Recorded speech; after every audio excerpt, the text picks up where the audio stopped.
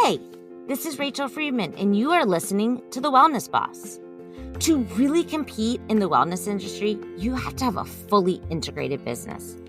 That's why each week I will be answering your questions, sharing my stories, giving you tips and advice on how to create a business you love and that makes money. Let's get started.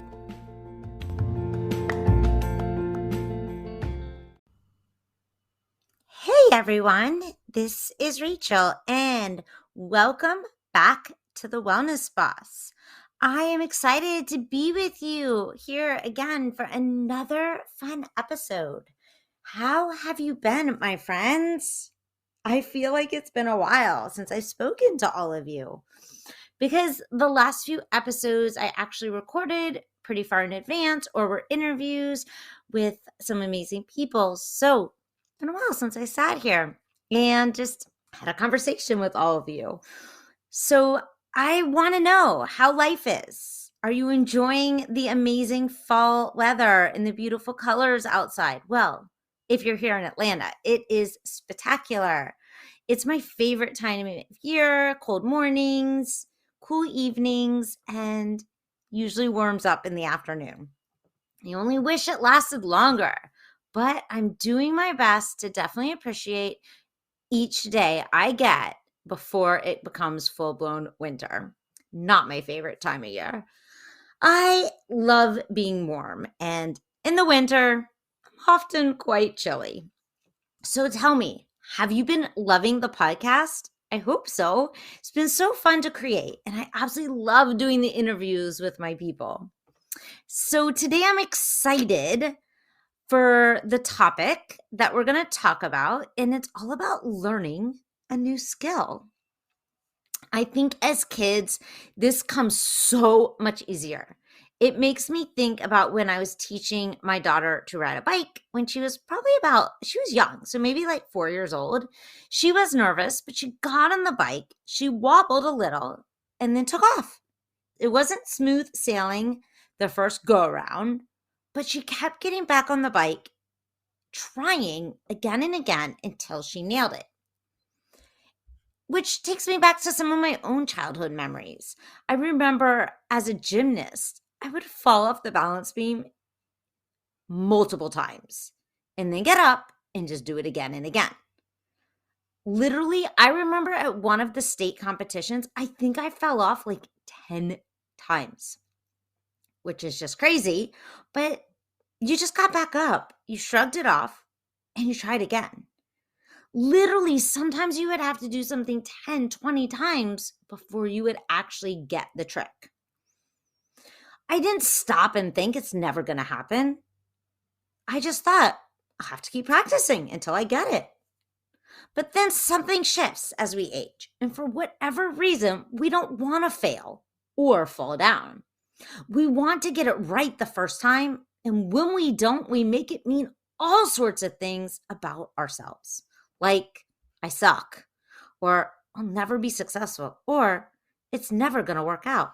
We wonder why so many small businesses fail within the first few years.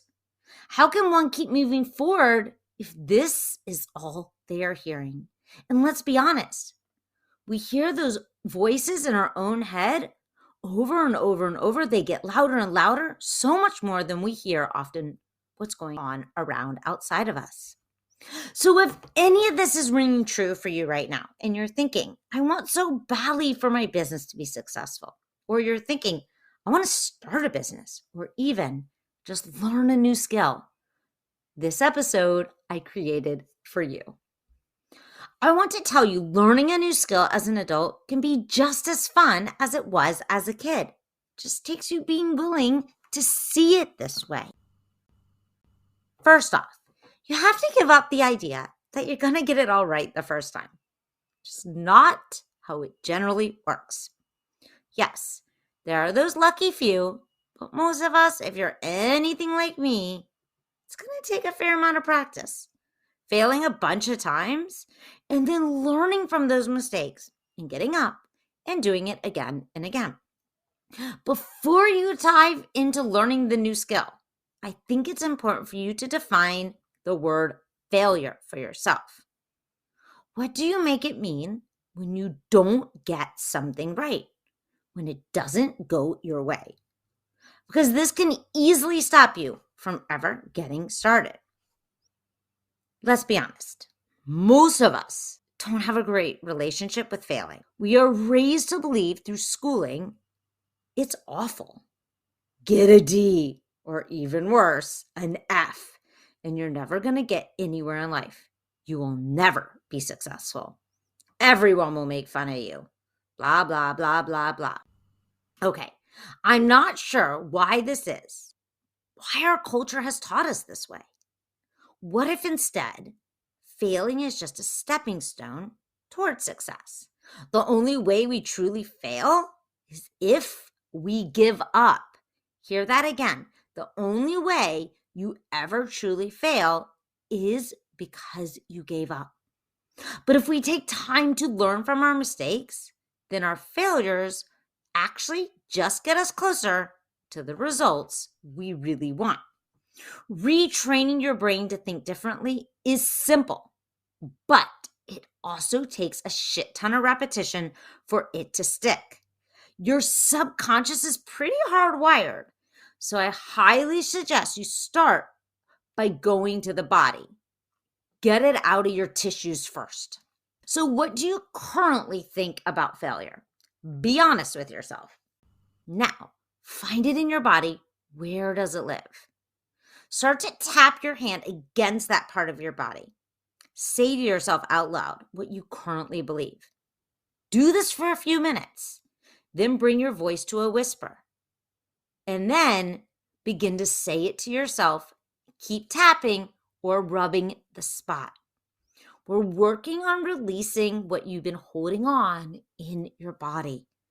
Once you have done this for a few minutes, then you may start to feel that area of your body soften or maybe even release. Start to massage that same part of your body and say out loud what you want to believe. For example, failure is how I will succeed. Failure is how I will succeed. There's nothing wrong with failing. Failing are just the stepping stones to get me the results I want. Then we repeat this process from out loud to a whisper, from a whisper to saying it to yourself in your mind, in your head. Then when you are done, write it down. Look at it from time to time throughout the day. The next step is you have to commit to yourself that you're going to take intentional action towards this new skill, even if you are terrified. If it's starting your business, announce it to the world, my friends. If it's deciding to become a coach, sign up to get certified. Of course, I highly recommend the Dharma coaching program. That's mine, if you weren't aware. And if you want to learn more about it, just reach out to me. If you want to learn how to become an amazing writer, start writing every single day. If you want to start teaching yoga, find a yoga teacher program. Climb a mountain, find a small one. Go there several times a week. Build up your strength and stamina. Whatever it is you want, it requires you to start. And it's from that starting point that we take baby steps to move forward. And it's okay to be scared.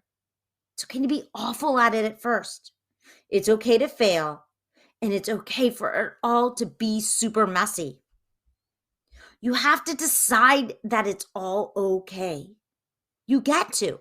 Isn't that amazing? So do yourself a favor. Stop holding yourself back and go for what you want. If I hadn't gone for it over 12 years ago, I wouldn't have become a yoga teacher who then opened 3 yoga studios, which led me to coaching and now teaching others to do the same. I wasn't a great teacher when I first started. Trust me, I wasn't. I would forget an entire side when I was teaching yoga, and I would give people cues that made no sense at all. But that's how I learned. When I opened my first yoga studio, I didn't know the first thing about running a brick and mortar. It was definitely messy at first.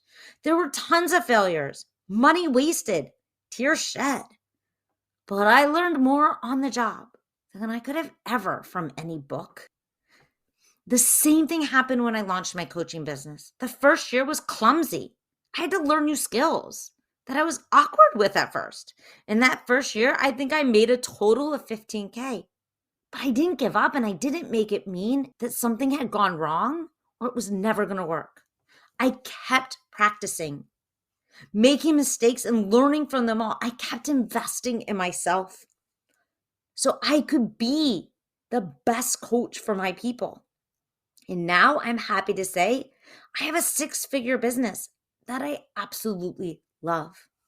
And I have the ability to help so many people make change in their life, which is the greatest gift of all. It is priceless.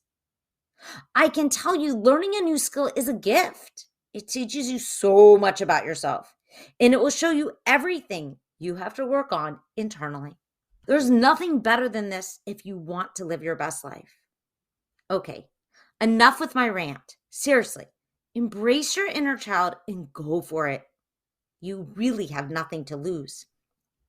And if you're wanting to shift into becoming a coach, now is the best time to do it, my friends. If you're listening to this episode in real time, I have a free training Thursday, November 18th, 12 p.m. Eastern. We're going to stop trading hours for dollars because we're going to get you started as a coach, making change for yourself and then doing it for others. And if you're listening to this in the future, just reach out to me. I'll send you all the replays. So just to review, learning a new skill requires actually only 3 things from you. Change your definition of failure, get started, and practice it consistently. That's it. Change your definition of the word failure, start, practice. That's it. Okay, my friends, have a fantastic week. I'll see you here next week for another episode of The Wellness Boss.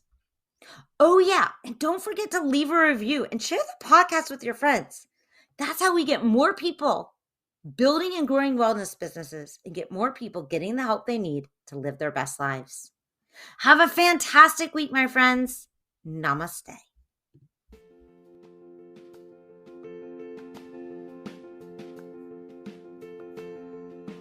Thanks for listening to this episode of The Wellness Boss. If you want to learn more about my work, come visit me at rachelbethcoaching.com. That's Rachel, Rachel, Beth, Beth, coaching.com. See you next week.